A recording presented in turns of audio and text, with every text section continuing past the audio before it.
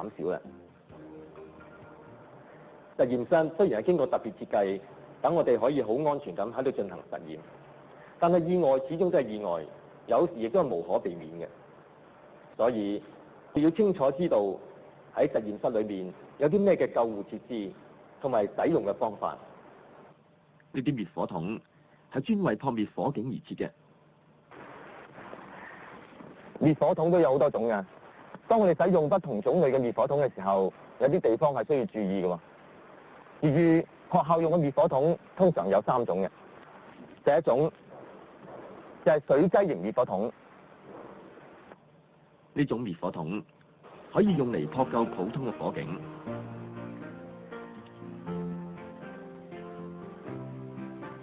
使用呢種水劑型嘅滅火筒嘅時候，首先將保險蓋掹出，將掣拍下，然後對正火源噴射。但係由於水可以導電，又會同某啲化學藥品產生劇烈嘅化學反應，而且水又能夠浮起油性物質，用嚟處理因油性物質引起嘅火，會令火勢更加蔓延。所以呢種滅火筒只係適宜撲救由木、紙、布或者係塑膠所引起嘅火警。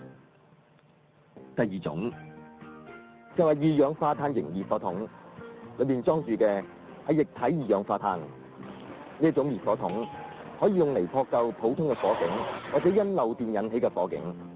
使用呢一種滅火筒，首先將保險絲抽出，將噴筒指向失火嘅地方，然後掹動手柄。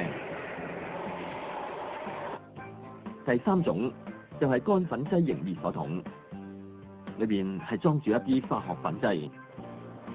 呢一種滅火筒可以用嚟撲救由易燃物體、化學藥品或者漏電引起嘅火警。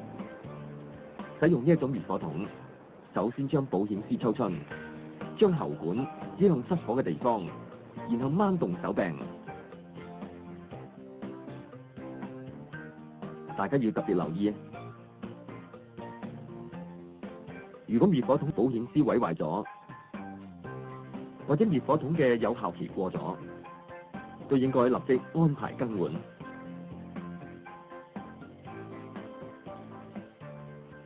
除咗滅火筒，實驗室裏面撲滅火警嘅工具，仲有沙同埋滅火氈。沙桶裏邊嘅沙最適宜用嚟撲救化學藥品所引起嘅火警，但係通常只能夠撲救小火。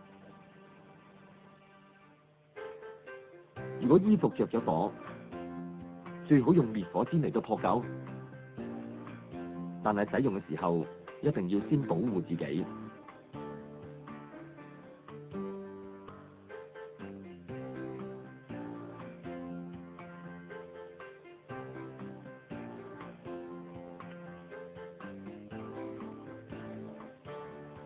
兩者都係靠覆蓋失火嘅範圍，將幫助燃燒嘅空氣隔絕，產生滅火嘅效果。除咗一般嘅救火設施之外，喺實驗室裏邊